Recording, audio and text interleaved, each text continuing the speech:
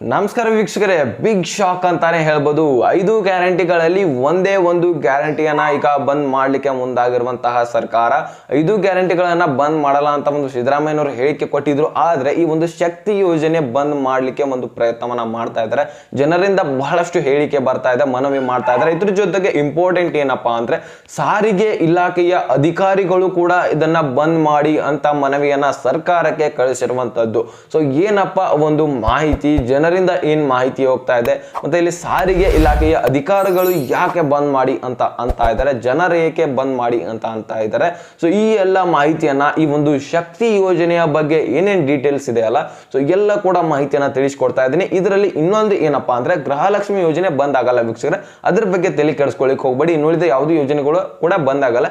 ಶಕ್ತಿ ಯೋಜನೆ ಏನಿದೆ ಅಲ್ಲ, ಸೊ ಇದು ಬಂದ್ ಆಗುವಂತಹ ಚಾನ್ಸಸ್ ಇದೆ, ಬಂದ್ ಆಗತ್ತೆ ಅಂತಾನು ಕೂಡ ಅಂತ ಇದ್ದಾರೆ. ಸೊ ಇಲ್ಲಿ ಮುಖ್ಯವಾಗಿ ಸಾರಿಗೆ ಇಲಾಖೆಯ ಅಧಿಕಾರಿಗಳೇ ಬಂದ್ ಮಾಡ್ಲಿಕ್ಕೆ ಮುಂದಾಗಿದ್ದಾರೆ. ಅಂದ ಬಳಿಕ ಬಂದ್ ಆಗಬಹುದು ಅಂತ ಮಾಹಿತಿ ಇದೆ. 90% ಬಂದ್ ಆಗುವಂತಹ ಚಾನ್ಸಸ್ ಇದೆ. ಸೊ ಹಾಗಾದ್ರೆ ಇದ್ರ ಬಗ್ಗೆ ಮಾಹಿತಿಯನ್ನು ತಿಳ್ಕೊಂಡ್ ಬರೋಣವಾ. ಸೊ ಇನ್ನು ನೀವು ಚಾನಲ್ಗೆ ಸಬ್ಸ್ಕ್ರೈಬ್ ಮಾಡಿಲ್ಲ ಅಂತ ಸಬ್ಸ್ಕ್ರೈಬ್ ಮಾಡಿ, ಬೇಗನೆ ನಮ್ಮ ಶ್ರಮಕ್ಕೆ ಲೈಕ್ ಕೊಡಿ. ವೀಕ್ಷಕರ, ಈಗ ಡೈರೆಕ್ಟ್ ಆಗಿ ಪಾಯಿಂಟ್ಗೆ ಬರ್ತೇನೆ. ನೀವೇನ್ ಮಾಡಬೇಕು, ವಿಡಿಯೋನ ಮಧ್ಯೆ ಸ್ಕಿಪ್ ಮಾಡಬೇಡ್ರಿ, ಕಂಪ್ಲೀಟ್ ಆಗಿ ವಾಚ್ ಮಾಡಿ. ಮತ್ತೊಂದ್ ಸಾರಿ ವಿಡಿಯೋ ನೋಡುವ ಅಗತ್ಯ ಬೀಳುವುದಿಲ್ಲ. ಸೊ ಒಂದ್ ಸಾರಿ ಕಂಪ್ಲೀಟ್ ಆಗಿ ವಾಚ್ ಮಾಡ್ಕೊಂಡ್ರೆ ಎಲ್ಲ ಕೂಡ ಮಾಹಿತಿ ಅರ್ಥ ಆಗತ್ತೆ, ನೀವು ಮತ್ತೊಬ್ಬರಿಗೆ ಹೇಳ್ಬೋದು. ಇಲ್ಲಿ ನೋಡಿ, ಈಗ ಶಕ್ತಿ ಯೋಜನೆ ಜೂನ್ ರಲ್ಲಿನೇ ಸ್ಟಾರ್ಟ್ ಆಗಿರುವಂತದ್ದು 2023ರಲ್ಲಿ. ಈಗ ಈ ಒಂದು ಜೂನ್ ಕೂಡ ಬಂದಿದೆ, 1 ವರ್ಷ ಆಯ್ತು ಕಣ್ರಿ ಈ ಒಂದು ಶಕ್ತಿ ಯೋಜನೆ ಸ್ಟಾರ್ಟ್ ಆಗಿ.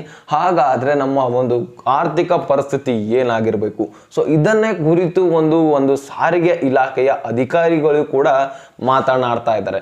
ಇದರಿಂದ ಬಹಳಷ್ಟು ಜನರಿಗೆ ಒಂದು ಅನಾನುಕೂಲನೂ ಕೂಡ ಆಗ್ತಾ ಇದೆ. ಬರೀ ಮಹಿಳೆಯರಿಗೆ ಅನುಕೂಲ ಆದ್ರೆ ಅದು ಯಂಗ್ ಮಹಿಳೆಯರಿಗೆ, ಅವ್ರಿಗೇನು ಕುಂಡ್ರಲಿಕ್ಕೆ ನಿಲ್ಲಿಕ್ಕೂ ಕೂಡ ಆಗ್ತದೆ. ಆದ್ರೆ ಇಲ್ಲಿ ವೃದ್ಧರಾಗಿರುವಂತಹ ಮಹಿಳೆಯರಿಗೂ ಕೂಡ ಹೆಲ್ಪ್ ಆಗ್ತಾ ಇಲ್ಲ, ಮತ್ತೆ ಇಲ್ಲಿ ವೃದ್ಧರಾಗಿರುವಂತಹ ಒಂದು ವಯಸ್ಸಾಗಿರುವಂತಹ ವ್ಯಕ್ತಿಗಳಿಗೆ ಹೆಲ್ಪ್ ಆಗ್ತಾ ಇಲ್ಲ, ಮತ್ತೆ ವಿದ್ಯಾರ್ಥಿಗಳಿಗೆ ಮುಖ್ಯವಾಗಿ ಹೆಲ್ಪ್ ಆಗ್ತಾ ಇಲ್ಲ. ಸರಿಯಾದ ಟೈಮ್ಗೆ ಒಂದು ಶಾಲೆಗೆ ಕಾಲೇಜ್ಗೆ ಹೋಗ್ಲಿಕ್ಕೆ ಆಗ್ತಾ ಇಲ್ಲ. ಮುಖ್ಯವಾಗಿ ನಮ್ಮ ಮಕ್ಕಳೇ ಇರ್ತಾರಂತ ಮಾಹಿತಿ ಒಂದು ದೂರನ್ನ ಒಂದು ಸರ್ಕಾರಕ್ಕೆ ಒಂದು ಸಾರಿಗೆ ಇಲಾಖೆಯ ಅಧಿಕಾರಿಗಳು ಕಳಿಸಿರುವಂತದ್ದು. ಸೊ ಮತ್ತೆ ಇಲ್ಲಿ ನಮ್ಮ ಆರ್ಥಿಕ ಪರಿಸ್ಥಿತಿ ಇಷ್ಟು ಹದಗೆಡ್ತದೆ ಅಂದ್ರೆ 5 ವರ್ಷಗಳ ಕಾಲ ಇದೇನು ಇತ್ತಪ್ಪ ಅಂದ್ರೆ ಶಕ್ತಿ ಯೋಜನೆ, ನಮ್ಮ ಒಂದು ಆರ್ಥಿಕ ಪರಿಸ್ಥಿತಿ ಕರ್ನಾಟಕದ್ದು ಬಹಳಷ್ಟು ಹದಗೆಡ್ತದೆ. ನಮಗೆ ಆರ್ಥಿಕವಾಗಿ ಈಗಾಗಲೇ ನಾವು ಇಟ್ಟಿದ್ದೀವಿ. ಈಗ ಒಂದು ನಮ್ಮ ಸರ್ಕಾರದ ಪ್ರಾಪರ್ಟಿಗಳನ್ನ ಈಗಾಗಲೇ ಅಡ ಇಟ್ಟು ಈ ಒಂದು ಸ್ಕೀಮ್ಸ್ ಗಳನ್ನ ನಡೆಸ್ತಾ ಇದೀವಿ, ಮತ್ತೆ ಮೀಸಲಾತಿ ಹಣದಿಂದನೂ ಕೂಡ ನಡೆಸ್ತಾ ಇದೀವಿ ಅಂತ ಒಂದು ಜನರಿಂದ ಈ ಒಂದು ಮಾಹಿತಿ ಬರ್ತಾ ಇರುವಂತದ್ದು. ಜನರು ಏನ್ ಹೇಳ್ತಾ ಇದ್ದಾರೆ, ಈ ಒಂದು ಮೀಸಲಾತಿಗೆ ಇಟ್ಟಿರುವಂತಹ ಹಣ ನೀವು ಈ ಒಂದು ಯೋಜನೆಗಳಿಗೆ ಬಳಸ್ತಾ ಇದ್ದೀರಾ ಅಂತ ಮಾಹಿತಿ ಬರ್ತಾ ಇದೆ. ಇಲ್ಲಿ ಸಾರಿಗೆ ಇಲಾಖೆದ ಅಧಿಕಾರಿಗಳು ಏನ್ ಹೇಳಿದ್ರು, ನಮ್ಮ ಸರ್ಕಾರದಲ್ಲಿರುವಂತಹ ಪ್ರಾಪರ್ಟಿಗಳನ್ನ ನೀವು ಅಡ ಇಟ್ಟು ಈ ಒಂದು ಸ್ಕೀಮ್ಸ್ ಗಳನ್ನ ನಡೆಸ್ತಾ ಇದ್ದೀರಿ, ಮತ್ತೆ ಹೊರಗಿನ ಒಂದು ಸಾಲ ಕೂಡ ಹೆಚ್ಚಾಗ್ತಾ ಇದೆ. ಇನ್ನೂ 1 ವರ್ಷ ಕಳೆದಿಲ್ಲ, ಈ ರೀತಿಯಾದಂತಹ ಪರಿಸ್ಥಿತಿ ನಮ್ಗೆ ಬಂದಿದೆ. ಹಾಗಾದ್ರೆ ಇನ್ನೂ 4 ವರ್ಷ ಬಾಕಿ ಇದೆ ಕಣ್ರಿ, ನಮ್ಮ ಪರಿಸ್ಥಿತಿ ಹೇಗಾಗಬೇಕು. ಈ ಒಂದು ಶಕ್ತಿ ಯೋಜನೆಯಿಂದ ಬಹಳಷ್ಟು ನಮ್ಮ ಆರ್ಥಿಕ ಪರಿಸ್ಥಿತಿಗೆ ಪೆಟ್ಟು ಬೀಳತ್ತೆ ಅಂತ ಮಾಹಿತಿ ಕೊಟ್ಟಿದ್ದಾರೆ. ಮತ್ತೆ ನಮ್ಮ ಬಸ್ ಗಳನ್ನ ಇಷ್ಟು ಹದಗೆಟ್ಟಿದ್ದಾವೆ, ಅದನ್ನ ರಿಪೇರಿ ಮಾಡಿಸ್ಲಿಕ್ಕೇನೆ ಅಮೌಂಟ್ ಬಹಳಷ್ಟು ಖರ್ಚಾಗ್ತಾ ಇದೆ ಈಗ. ಮತ್ತೆ ಈಗ ರೋಡ್ ಅಂತೂ ಸರಿ ಆಗ್ತಾ ಇದೆ ಬಿಡಿ, ಆದ್ರೆ ಇಲ್ಲಿ ಆರ್ಥಿಕ ಪರಿಸ್ಥಿತಿಗೆ ಹದಗೆಟ್ಟಂತರೂ ನಿಜ. ಒಂದು ಮಷಿನ್ಗಳು, ಇಂಜಿನ್ಗಳ ರೇಟ್ ಕೂಡ ಹೆಚ್ಚಾಗ್ತಾ ಇದೆ. ಮತ್ತೆ ಇಲ್ಲಿ ಒಂದು ಬಸ್ ಗಳ ಟಿಕೆಟ್ ಕೂಡ ನೀವು ಹೆಚ್ಚು ಮಾಡ್ತಾ ಇಲ್ಲ. ಇಲ್ಲಿ ನೋಡ್ಬೋದು ಪೆಟ್ರೋಲ್ ಬೆಲೆ, ಡೀಸೆಲ್ ಬೆಲೆ, ಮತ್ತೆ ಇಷ್ಟು ಯಾವ್ಯಾವ ವಸ್ತುಗಳು ಕೂಡ ಬೆಲೆ ಹೆಚ್ಚಾಗ್ತಾ ಇದೆ. ಆದ್ರೆ ನಮ್ಮ ಬಸ್ ಟಿಕೆಟ್ ಬೆಲೆನೇ ಹೆಚ್ಚಾಗ್ತಾ ಇಲ್ಲ. ನೀವು ಪುರುಷರಿಗಾದ್ರೂ ಸಹಿತ ಈ ಒಂದು ಟಿಕೆಟ್ ದರವನ್ನ ಹೆಚ್ಚು ಮಾಡಲೇಬೇಕು ಅಂತ ಒಂದು ಮನವಿಯನ್ನ ಸರ್ಕಾರಕ್ಕೆ ಈ ಒಂದು ಸಾರಿಗೆ ಇಲಾಖೆಯ ಒಂದು ಅಭ್ಯರ್ಥಿಗಳಂತಹ ಒಂದು ಕೆಲಸಗಾರರು ಕೂಡ ಒಂದು ಮನವಿಯನ್ನ ಕಳಿಸ್ತಾ ಇದ್ದಾರೆ ಅಧಿಕಾರಿಗಳು. ಸೊ ಹಾಗಾದ್ರೆ ಇಲ್ಲಿ ಜನರಿಂದ ಅಭಿಪ್ರಾಯ ಏನ್ ಬರ್ತಾ ಇದೆ ಅದನ್ನ ತಿಳ್ಕೊಳ್ಳೋಣ. ಇಲ್ಲಿ ನೋಡಿ, ಜನರು ಏನ್ ಹೇಳ್ತಾ ಇದ್ದಾರೆ, ಈ ಒಂದು ಶಕ್ತಿ ಯೋಜನೆಯಿಂದ ಆದಷ್ಟು ಅನಾನುಕೂಲನೇ ಆಗ್ತಾ ಇದೆ. ಈಗಾಗಲೇ ಹೇಳಿರುವಂತೆ ಜನರಿಗೆ ಒಂದು ಕುಂತ್ಕೊಳ್ಳಿಕ್ಕೆ ಜಾಗವಿಲ್ಲ, ವಿದ್ಯಾರ್ಥಿಗಳಿಗೆ ಸರಿಯಾದ ಸ್ಥಾನಕ್ಕೆ ಹೋಗ್ಲಕ್ಕಾಗಲ್ಲ. ಸೊ ಇಲ್ಲಿ ಮುಖ್ಯವಾಗಿ ಜನರ ಹೊಟ್ಟೆ ಮೇಲೆ ಹೊಡಿದಂಗ ಆಗತ್ತಾ ಇದೆ. ಅಂದ್ರೆ ನೀವು ಕೇಳ್ಬೋದು ಹೇಗೆ ಹೊಡಿದಂಗ ಆಗ್ತದೆ ಅಂತ. ಸೊ ಇಲ್ಲಿ ನೋಡಿ ವೀಕ್ಷಕರೇ, ಸಿಂಪಲ್ ಆಗಿ ಒಂದು ರೀಲ್ಸ್ ನೋಡಿದೆ ನಾನು ಇನ್ಸ್ಟಾಗ್ರಾಮ್ ನಲ್ಲಿ, ಅದನ್ನ ನಾನು ನಿಮ್ಗೆ ಉದಾಹರಣೆ ಆಗಿ ತಿಳಿಸ್ತೇನೆ. ಈಗ ಒಂದು ವಿಡಿಯೋದಲ್ಲಿ ಹೇಳಿದೀನಿ ಕೂಡ, ಅದನ್ನು ನೋಡಿದ್ರೆ ನಿಮ್ಗೆ ಗೊತ್ತಿರುತ್ತೆ. ಇಲ್ಲಿ ನೋಡಿ, ಈಗ ಒಂದು ವ್ಯಕ್ತಿ ಇದ್ದ, ಒಂದು ಆಟೋ ಚಾಲಕ ಇದ್ದ, ಒಂದು ಪ್ರತಿ ತಿಂಗಳ ಒಂದು ಹಣ ಎಷ್ಟು ಆಗ್ತಾ ಇತ್ತು ಅಂದ್ರೆ ಒಂದು ಅಮೌಂಟು ದುಡಿಮೆಯ ದುಡ್ಡು 30,000 ರೂಪಾಯಿ ಆಗ್ತಾ ಇತ್ತಂತೆ. ಹಾಗೂ ಈಗ 25,000ದಿಂದ 30,000ವರೆಗೆ ಆಗ್ತಾ ಇತ್ತು. ಅದರಲ್ಲಿ ನನ್ನ ಜೀವನ ಆರಾಮಾಗಿ ನಡೀತಾ ಇತ್ತು ಸರ್. ಆದರೆ ಇಲ್ಲಿ ಈಗ ಒಂದು 15,000 10,000 ಕೂಡ ಆಗ್ಲಿಕ್ಕೆ ಆಗ್ತಾ ಇಲ್ಲ. ನನ್ನ ಮನೆಯನ್ನ ಹೇಗೆ ನಡೆಸಲಿ, ನಾನು ನನ್ನ ಜೀವನವನ್ನ ಹೇಗೆ ಸಾಗಿಸ್ಲಿ, ಇಂತಹ ನನ್ನ ಹೊಟ್ಟೆ ಮೇಲೆ ಹೊಡೆದಂಗೆ ಆಗ್ಬಿಟ್ಟಿದೆ. ನಮ್ಮ ಒಂದು ರಿಕ್ಷಾ ಚಾಲಕರ ಹೊಟ್ಟೆ ಮೇಲೆ ಹೊಡೆದಂಗೆ ಆಗ್ಬಿಟ್ಟಿದೆ. ನಮ್ಮ ಜೀವನಗಳನ್ನ ಹೇಗೆ ನಡೆಸೋದು. ನಮ್ಮ ಕರ್ನಾಟಕದಲ್ಲಿ ರಿಕ್ಷಾ ಚಾಲಕರು ಬಹಳಷ್ಟು ಜನ ಇದ್ದಾರೆ ಕಣ್ರಿ. ನೀವು ನೋಡ್ಬೋದು, ಈಗ ಬರೀ 2ರಿಂದ 3 ಕಿಲೋಮೀಟರ್ ಹೋಗೋದಿದ್ರು ಸಹಿತ ಮಹಿಳೆಯರು ಏನು ಮಾಡ್ತಾ ಇದ್ದಾರೆ, ಆಧಾರ್ ಕಾರ್ಡ್ ತಗೋತಾ ಇದ್ದಾರೆ, ಬಸ್ನಲ್ಲಿ ಇಲ್ಲಿಂದ ಇಲ್ಲೇ ಹೋಗಿ ಆರಾಮಾಗಿ ಬರ್ತಾ ಇದ್ದಾರೆ. ಅದೇನಿಲ್ಲ ಬಿಡಿ, ಅವ್ರ ಮರ್ಜಿ ಅವ್ರು ಹೋಗ್ಬೋದು. ಆದರೆ ಇದರಿಂದ ಸರ್ಕಾರ ಮಾಡುವ ಒಂದು ಕೆಲಸದಿಂದ ಬಡ ಜನರ ಮೇಲೆ ಹೊಡೆತ ಬಿದ್ದಂಗೆ ಆಗ್ತಾ ಇದೆ. ಹಾಗಾದ್ರೆ ಏನ್ ಮಾಡಬೇಕು, ಈ ಒಂದು ಶಕ್ತಿ ಯೋಜನೆಯನ್ನ ಬಂದ್ ಮಾಡಬೇಕು ಅಂತ ಮನವಿಯನ್ನ ಸಲ್ಲಿಸಿರುವಂತದ್ದು.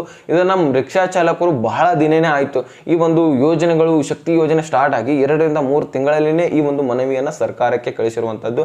ಸೊ ಅವಾಗ ಸರ್ಕಾರ ನಾವು ಬಂದ್ ಮಾಡೋ ಹಾಗಿಲ್ಲ ಅಂತ ಮಾಹಿತಿಯನ್ನ ಕೊಟ್ಟಿದ್ರು. ಆದ್ರೆ ಈಗ ಬಂದ್ ಮಾಡುವ ನಿಟ್ಟಿನಲ್ಲಿ ಸಾಕ್ತಾ ಇದೆ. ಯಾಕಂದ್ರೆ ಇದೇ ನಿಟ್ಟಿನಲ್ಲಿ ಸಾಕ್ತಾ ಇದ್ರೆ ನಾವು ಕೂಡ ಅರ್ಥ ಮಾಡ್ಕೋಬೇಕನ್ರಿ ನಮ್ಮ ಸರ್ಕಾರದ ಆರ್ಥಿಕ ಪರಿಸ್ಥಿತಿಯನ್ನ.